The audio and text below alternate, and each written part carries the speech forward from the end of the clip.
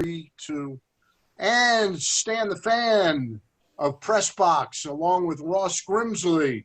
And we welcome in writer Bill Ordine on the Zoom video discussion tonight about the 50th anniversary of the 1970 World Series. That's our first cover since February 15th. It came out, and it is moving fast on the at the newsstands, as they say, and in the street boxes.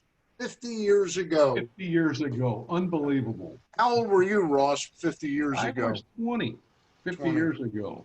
And I was just my second year. That was my second year in ball, and for my first full year. So that was, where did time go? Holy cow. I don't know. Bill, you probably were what, 21, 22 at that time? In that neighborhood. In that neighborhood, yeah. Well, I made an admission in my column in this that the thing about the 70 World Series that always hits me, Bill, was the fact that the Orioles, who had won 109 games in 69, right, didn't win a World Series, right, won 108 and 70 and won a World Series, and came back and won, I think, 101 in 71. They only got one World Series. That was the only World Series that Earl Weaver won, and I think the history books might underrate this team when I think it was one of the greatest teams in my lifetime. Well, you just reeled off the games won during the regular season, 109, 108, 101. I mean, that speaks for itself. Yeah. And, they ran into destiny in 1969 with the Miracle Mets. And they could have won that World Series in 71, against Pittsburgh Pirates.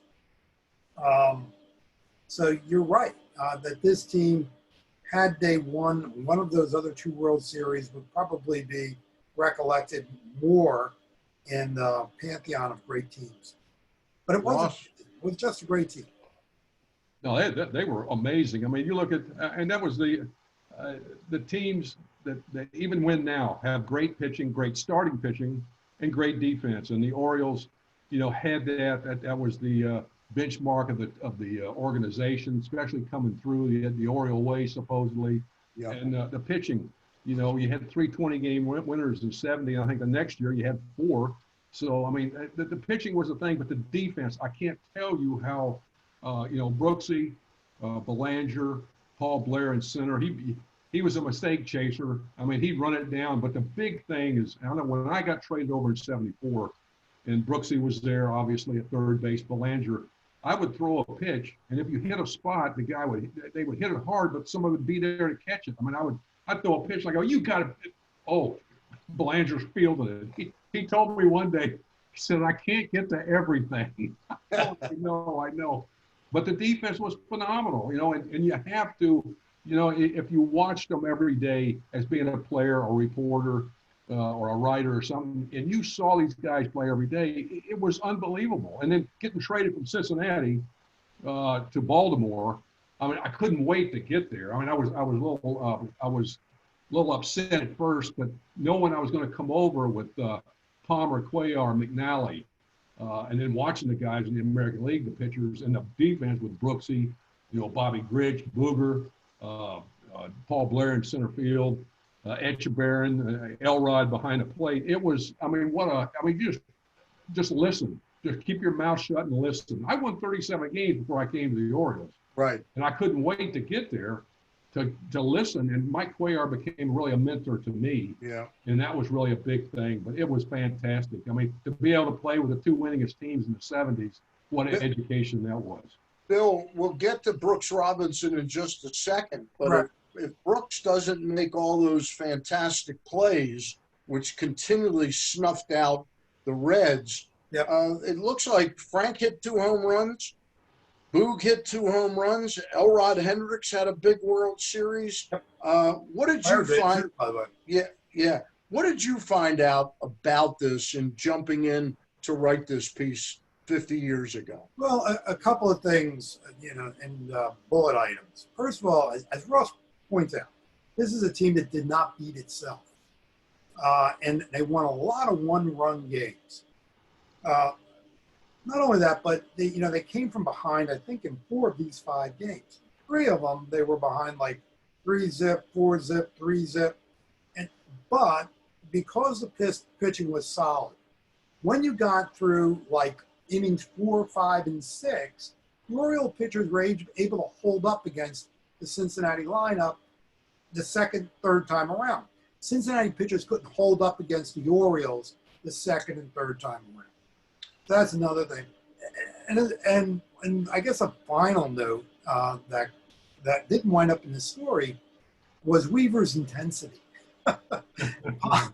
Palmer is talking, because I said to Palmer, geez, I said, I know I shouldn't say this to an athlete, but winning, 108 games and you crushed it in the American League Championship Series, and you beat the Reds, 4 out of 5. I said, it really seemed effortless. And I know you're not going to like hearing that. And he said, playing for Earl Weaver, nothing is effortless. Oh, no, it isn't. And it goes on to tell this story. He goes back to spring training of 1970. Right. And the team had to go to Mexico. I think Mexico City. Yeah. Did the Reds have a minor league team in Mexico City or something? I'm not sure. They had to go to Mexico City to play some exhibition games. And Palmer wasn't crazy about doing it. Neither was anybody else, for that matter. Right. And they went down there, and maybe they lost one of them or 2 of them or something like that. And Weaver was beside himself. They finished these exhibition games out of Mexico. And he said, we've already lost 60% as many games in spring training as we did last year. One of the more amazing things in reading this, and I don't know if it came up in your conversation, Bill, the Orioles won the last 11 games of the regular season.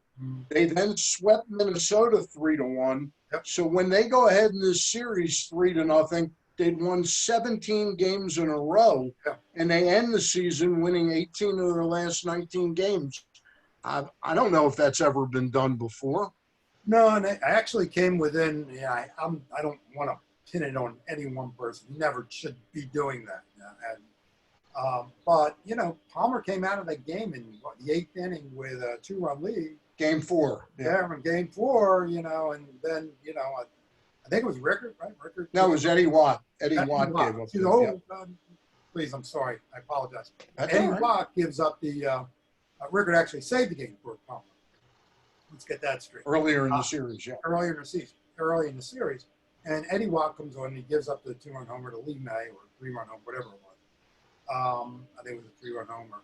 Yeah. But if they came within a pitch of doing exactly what you said, this incredible run the table for the last 11 games in the championship series and then the World Series. Just incredible team. Did you get any sense, Bill, in talking to Palmer, Boog, and Brooks, that there was something driving that 70 team that lost to the Mets? We can pass it off to destiny or whatever it was, but did that serve as what really drove that 70 Oriole team was the loss the year before to the Mets? Powell contends that there was nothing overt said, even in spring training, that the previous year we had a chance to, win a World Series and we didn't do it.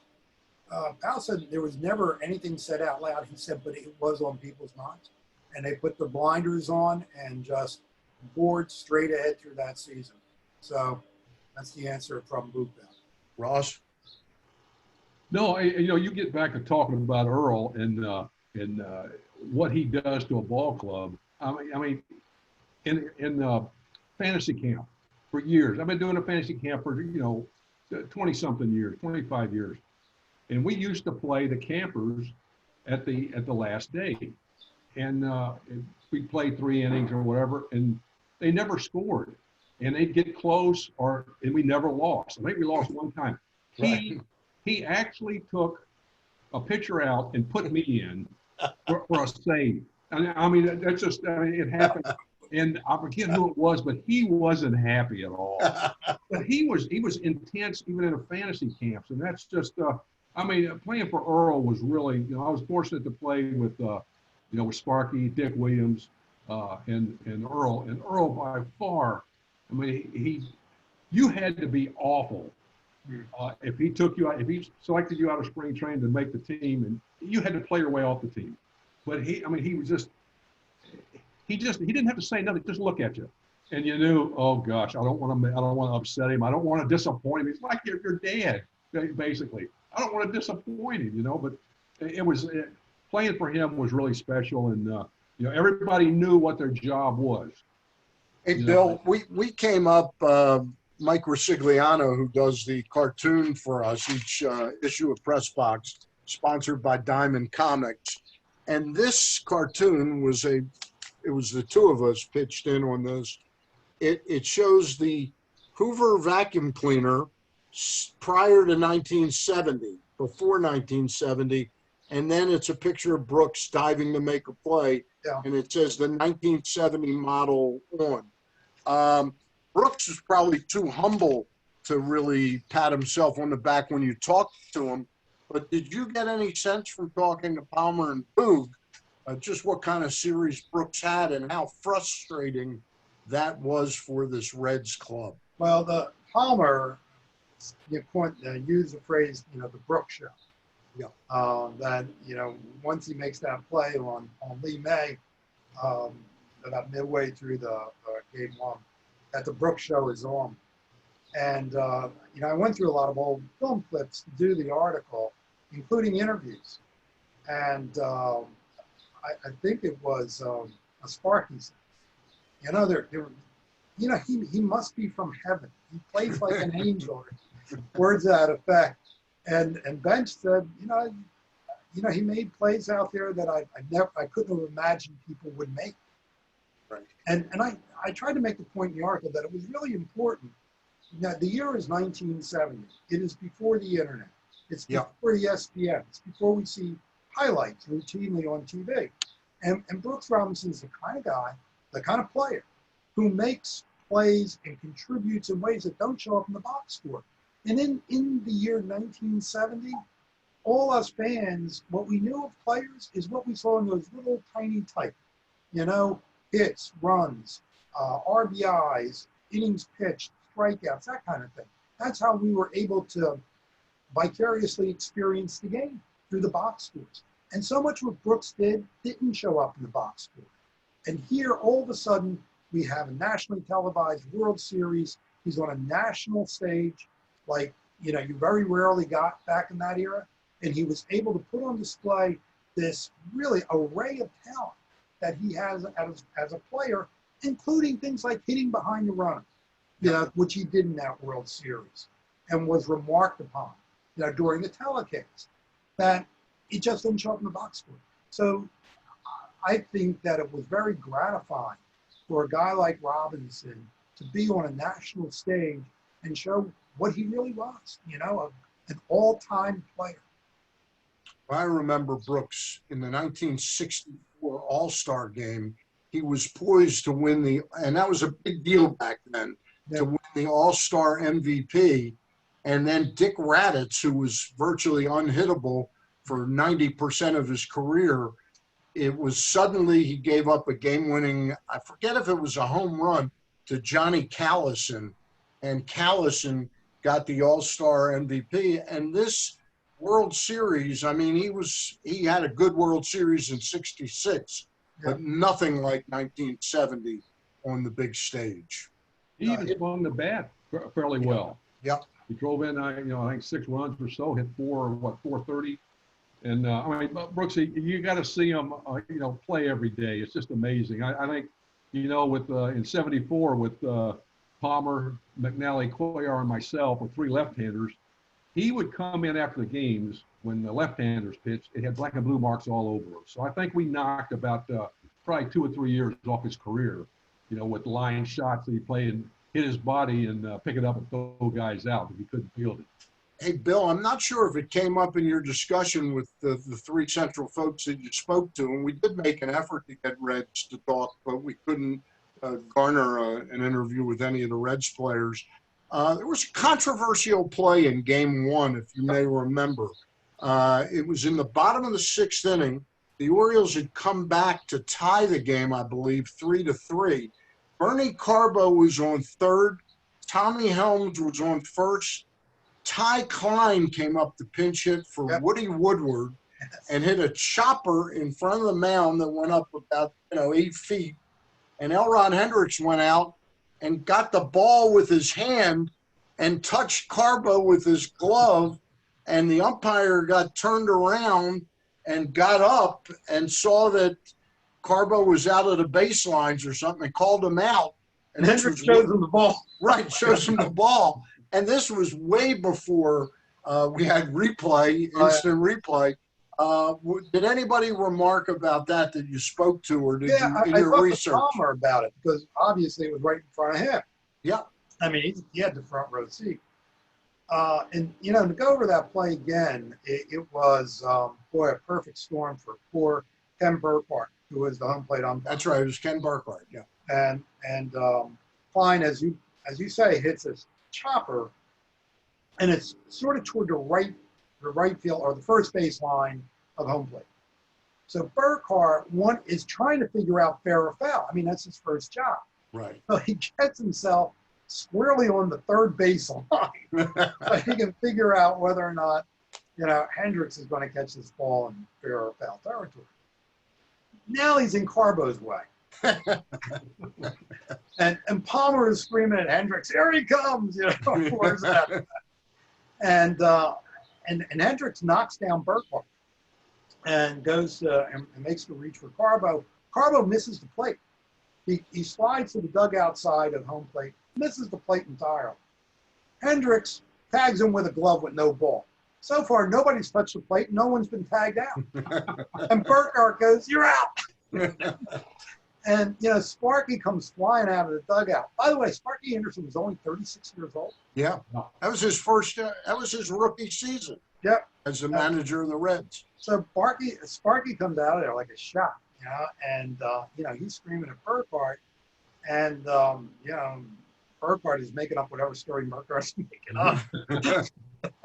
Can't say a whole lot, can he? And in the argument, Carbo comes back, doesn't he? Comes back and doesn't realize it, but he steps on home plate. Right. But he's already been called out. Now, arguably, I don't know. Perhaps he is so far out of the baseline by that point, he is out by rule. I really don't know, to tell you the truth. I'm not sure. I'm not an expert on the rules on that. You would need someone better qualified than me to figure that one out. But you're right. It was a turning point, and it's Palmer just related it the way it happened. And Boog hit extraordinary play. Boog plated the first run. The Orioles were down 3-0. Yeah. Boog hit a solo home run that got the team on the board, and they ended up winning 4-3 on a Brooks Robinson solo homer in the 7th. Yep. That controversial play, took place in the bottom of the 6th. That's correct. So that would have given the Reds a 4-3 lead at the time. In Game 2, Boog's solo home run, the Orioles this time in Game 2, they had trailed 3-0 in Game 1. They trailed 4-0 after 3 innings. Boog again put them on the board with a solo home run. And then all of a sudden, the wheels came off the cart for starter Jim McLaughlin. You remember him, Ross. Oh, yeah. And redhead, freckles, right-handed pitcher, pretty good pitcher. And then Wilcox came in, but between the two of them, McLaughlin won out in the 5th, gave up singles to Chico Simone, Don Buford, RBI single to Blair. Wilcox comes in to give up an RBI single to Boog, RBI single to Brooks, and a 2-run double to Hendricks to make it 6-5, and that's the way that game ended. It's the save in that game went, as Bill mentioned, Pete Rickard in Game 1 got the save. Dick Hall got the save in Game 2. Yep. In Game 3, it was Dave McNally, and the Orioles got home runs by Frank Robinson. This was the first game in Baltimore, by the way, on October 13th. They got Frank Robinson hit a home run, Buford hit a home run, and McNally hit a grand slam home run as the O's coasted 9-3 over the Reds. McNally over Tony Cloninger. Then Game 4, As Bill talked about earlier, the Orioles were on the precipice of a 4-game sweep. They took a 5-3 lead into the top half of the 8th inning, and then Palmer gave up a walk to Tony Perez, a walk to Johnny Bench. By the way, those two guys are both in the Hall of Fame. And then in came Eddie Watt, who is not in the Hall of Fame. And on the first pitch that he threw to Lee May, who ironically would 5-6 years later become a Baltimore Oriole, Right. the Reds had the lead 6-5 on a 3-run homer. Clay Carroll, the winner, Eddie Watt, the loser. Brooks hit a home run in that game, and so did Pete Rose. And that set up Game 5, Mike Cuellar against Jim Merritt. And again, Merritt hadn't pitched in, I think, over 20 days. He was suffering from tendonitis. He had won 20 games by the end of August, but that was his last win of the season. And he really was never the same pitcher ever again. The Orioles ran up the score in this one 9-3, and they avenged their 69 loss with this World Series. It was pretty remarkable, Bill, how often they came back. This club really had a deep, abiding belief in itself. Oh, absolutely. A hugely resilient team. And, that comes back, Ross talked about, great fielding. And, if you're going to come back, you can't make any more mistakes. You make some mistakes early, and then you can't make any more, really. And it was that kind of team. They could do just about anything. They hit the 3-run home run. That they would move guys over. They would play small ball when they had to. And with the pitching, just get a lead and early, and that the defense and pitching is going to just usually dominate. Hey, we've gone about 25 minutes, and which is a good length of time. I thought we'd end on a slightly different note, and I talked to both of you on the phone before we recorded this about Jay Jaffe of ESPN.com has written an article not predicting, saying who he feels should be all 30 major league teams' Hall of Fame player if they had one more to put in the Hall of Fame. And he got to the Orioles, and it was interesting in talking to both of you. His take was that Bobby Grich would be the next Oriole Hall of Famer. And I don't think he included people that are currently playing like Nick Markakis. I called Bill today and I said, Bill, wouldn't it be, I just want your opinion. He and I both agreed that it would be Boog Powell #1. And we didn't, and that's not a knock on Bobby Grich. Ross, you had a very interesting take on this.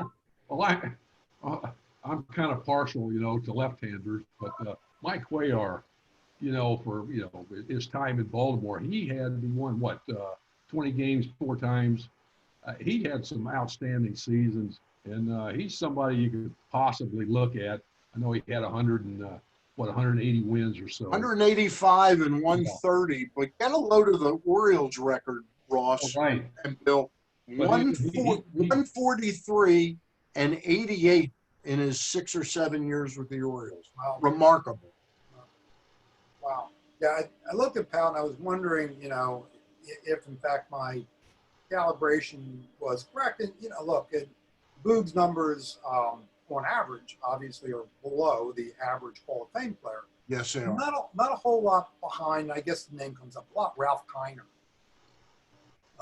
the great outfielder for the Pittsburgh Pirates in the late 40s and early 50s. And Kiner had a streak of 7 seasons that were otherworldly. But in terms of career, Boog and Kiner have very similar careers. Just about every category. Old-time category, new-time category. They're kind of similar. And Kiner's in the Hall of Fame. Boog obviously is not. Plus, a guy named Boog Powell ought to be in the Hall of Fame. Of course. Well, I'll tell you, it was interesting. I went over the numbers just briefly. Ironically, Boog Powell for his career batted .266. What do you think Bobby Grich batted for his career? .266. Boog Powell had 339 home runs, which to me is not Hall of Fame worthy.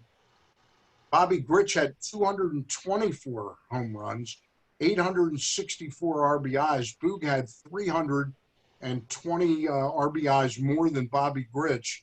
But, you know, Ross, you opened my eyes to Mike Cuellar, that 185 and 130 and a 3.14 ERA for his career, 119 whip, 36 shutouts, complete game shutouts.